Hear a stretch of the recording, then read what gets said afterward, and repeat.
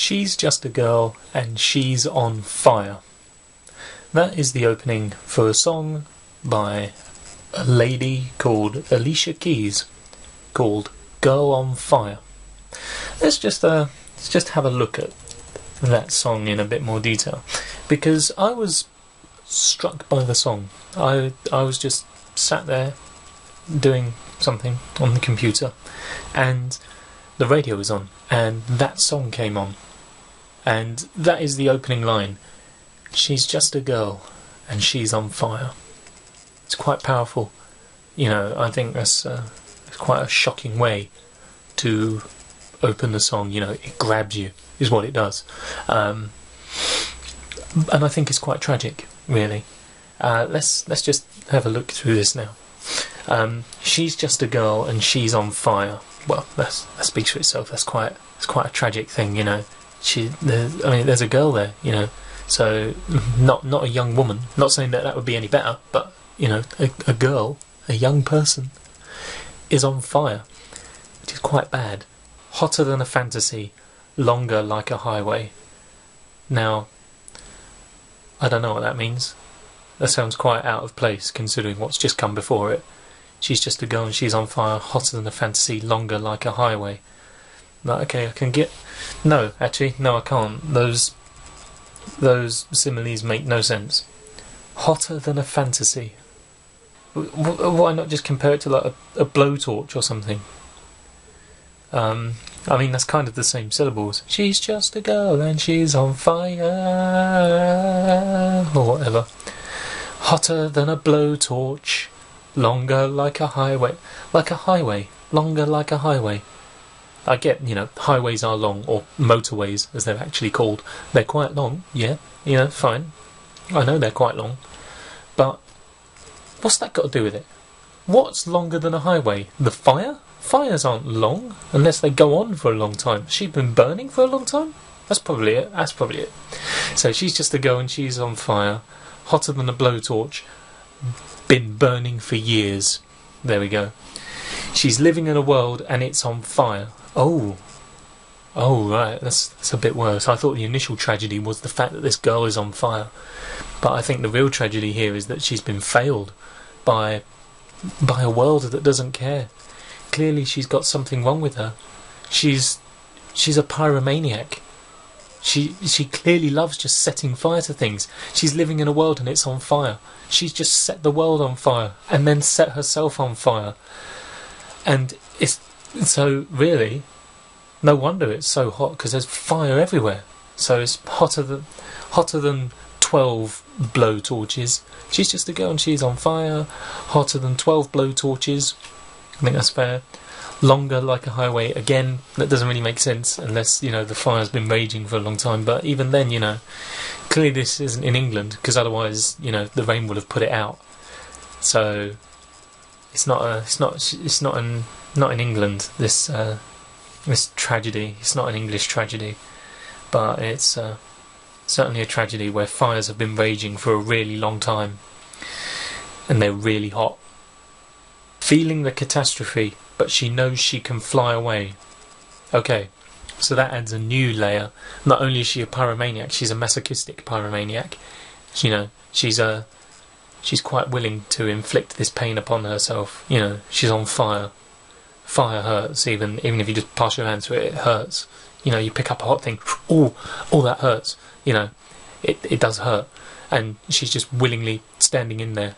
She's just letting herself catch fire, and she's okay with that. Feeling the catastrophe, but she knows she can fly away, so she can feel it burning her. You know, she can see her dress getting holes in it where the fire's firing through her dress, and then, you know, she's just happy with that. So why is she happy with that? Why? Well, maybe she's not happy. Well, no, of course she must be. Otherwise, she would fly away. So, has she got wings? Maybe she did have wings. Maybe she can fly away now, but in a few minutes, you know, the fire will spread to her wings, and then she won't be able to fly away. So, she knows the catastrophic predicament that she's in. You know, yes, she loves the fact that she's on fire and the world's on fire. And that's good, you know, she's happy for that, but she knows that soon she won't be able to get away. She will be stuck in that world that's on fire, and she loves it now. But what about in a couple of years? She might be sick of fire. She might not. She might not want it. Maybe this is happening in a cold country. Maybe it's happening in Alaska or something like that. So she's on fire. She's set everything else on fire. Admittedly, it would be hard to do, but she's set everything else on fire, and that's why she's willing to be there in this catastrophe, because it's cold. It's probably the first time she's felt warm. There we go. Oh, we're cracking it now. So let's just review where we're at. We have a girl, for example, an Alaskan girl, and she's on fire. She has... she's on fire, and the fire is hotter than 12 blowtorches and has been burning for years. And she's living in a world that she has also set on fire, which has also been burning for years and is hotter than 12 blowtorches. And she knows it's bad, she can feel this catastrophe, and she knows she can fly away, but she doesn't, because she hasn't felt warm before, and now she does. So there we go. We have an Alaskan masochistic pyromaniac girl who has never felt warm before. On to the next part. Oh, she got both feet on the ground and she's burning it down. Well, then she should fly away, surely. If we're taking the point of view here that fire is bad and setting fire to things is bad, then why is she still just stood on the ground? If she's got both feet on the ground and it's burning the ground down, which doesn't really make logical sense, but whatever, we'll take this as read. I mean, this is also a girl that hasn't been arrested for setting fire to a world and immolating herself. So we'll suspend logical fallacy for now. But she's got both feet on the ground and she's burning the ground. She knows she can fly away. Why not just hover a little bit above the ground? Haven't got to fly away forever. Just got to hover for a bit. You know, at least until you can put the fire out on your feet. I mean, she's not thinking it through here. Oh, she's got her head in the clouds and she's not backing down. So, wait. So, okay, so she's got both feet on the ground and she's setting fire to it and her head is in the clouds. This is quite clearly a very tall girl, and it's probably... I mean, I don't want to say it, but it seems as though her masochistic pyromaniacal ways appear to be as a result of bullying, because she's got her feet flat on the ground there. We know that because she's setting fire to it, and her head is in the clouds as well. Right? If I just point you out the window here, so when you focus, look, you can see the ground there. Right? That's where her feet are. Hypothetically, that's where her feet are, and her head is all the way up there. I mean, she is colossal.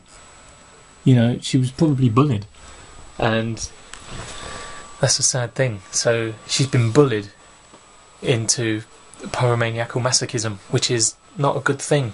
It's not a good thing. It's such a shame, really, because obviously she must have been full of promise, but sadly it all went wrong, all because of a heartless and cruel comment that was made to her so many times. Sometimes it's just enough to push you over the edge. So again, I feel as though a quick progress report would be a good thing. She's just a girl and she's on fire. We know this. Pyromaniac and masochist, hypothetically Alaskan, and also exceptionally tall. She's on fire. It's quite a warm fire, hotter than 12 blowtorches. It's been burning for years, as has the fire that she's engulfed her world in. And although she realises it's a catastrophe, she's perfectly happy to just stand there and let it happen. You know, she's just gonna, I guess she's just gonna stand there and watch it burn, but that's alright, because she likes the way it hurts, I guess. Oh, sorry, that's the wrong song. So yeah, she's got her feet on the ground, she's burning the ground, she's not using those wings of hers, she's not floating off, which isn't good, it's not sensible. And she's got her head in the clouds, so like I say, she's quite tall. Maybe that's why she isn't flying. You know, she don't want to be any taller, so it's quite possible that that's a different angle to take. And and she's not backing down. Yeah, so she's not coming down. She's perfectly happy up there, and it's going to take an awful lot to get her to come down. I think that's what we can get from that. The next bit goes like this. This girl is on fire. This girl is on fire. She's walking on fire. This girl is on fire.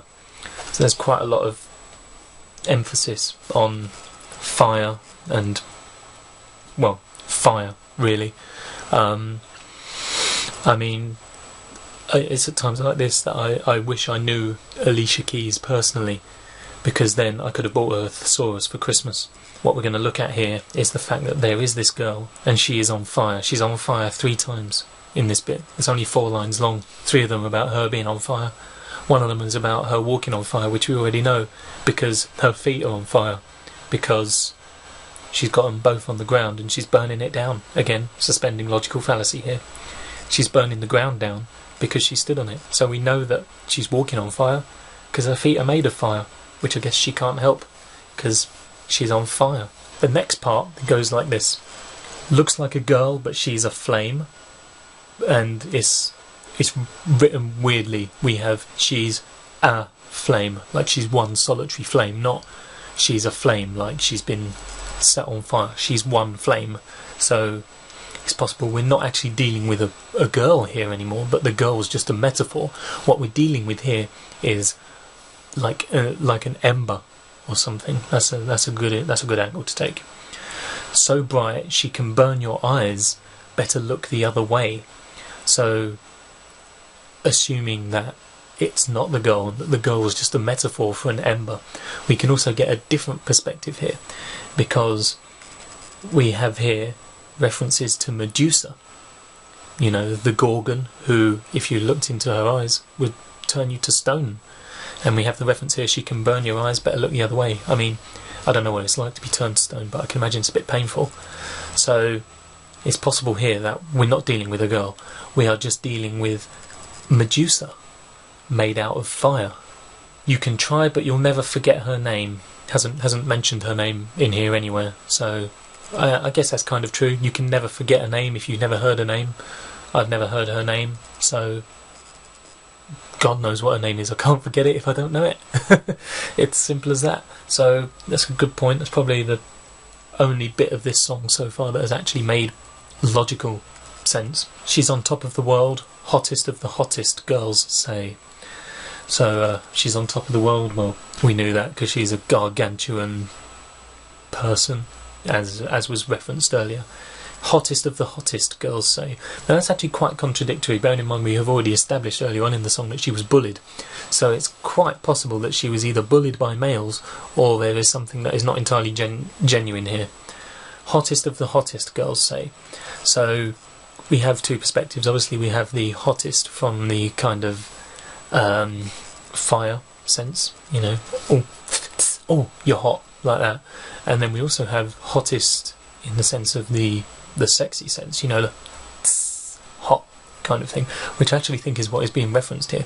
You know, I mean, fair enough, she needs a thesaurus, this Alicia Keys, but she's good with the old homophonic-esque words. But we're gonna carry on. I assume she means the sexy hot.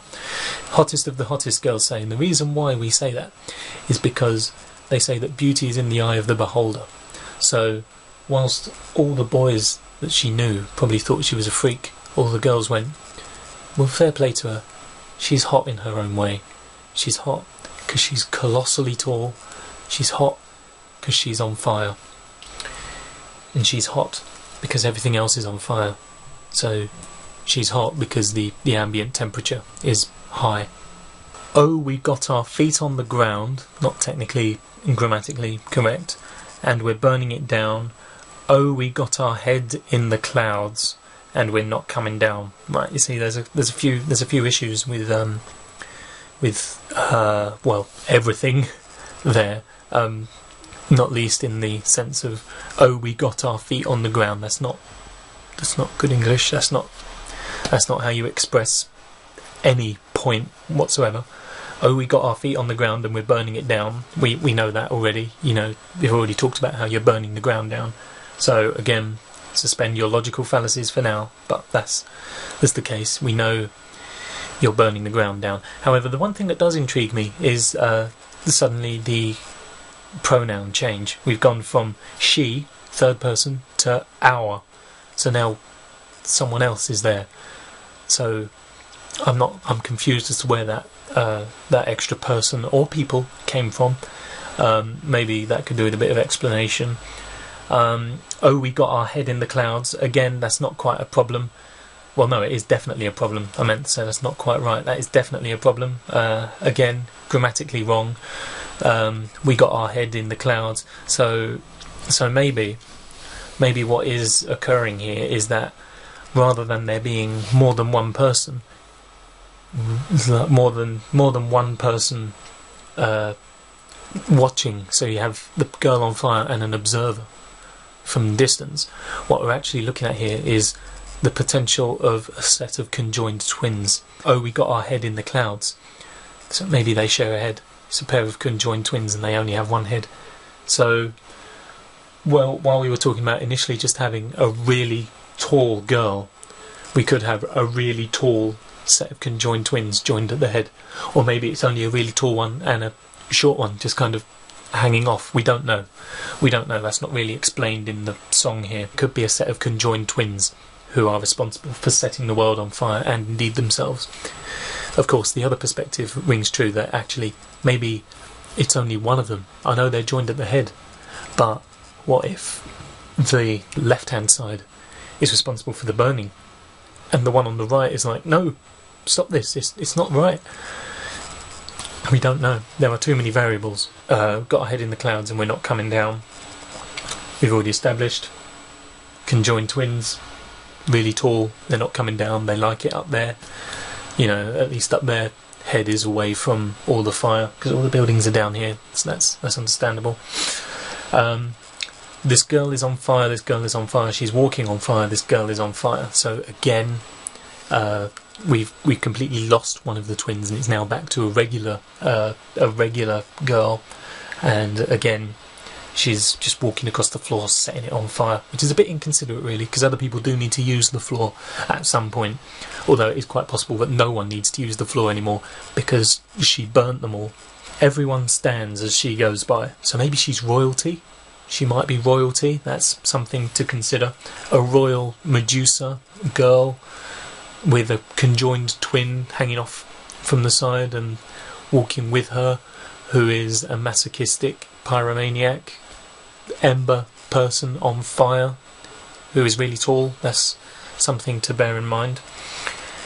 Everyone stands as she goes by because they can see the flame that's in her eyes. I don't imagine that would be the top of their priority list. I think the more pressing concern would be the fire emanating from her feet and just all over her and their houses and stuff. You know, if she's walking by and they go, oh, stand up, there's the fire girl, Gorgon, tall thing, and then they'll sit back down, they go, oh, that's nice. Oh, God, my bench is on fire, because she walked past. I don't think the flame in her eye is really the problem here. It's either the fact that everything else is on fire, or maybe there are some caring individuals in that community who are like, well, we should get a bucket of water and put this girl out. Never mind the fire in her eye, what about the fire all over her? That's what I think should happen. That's something to consider. Watch her when she's lighting up the night.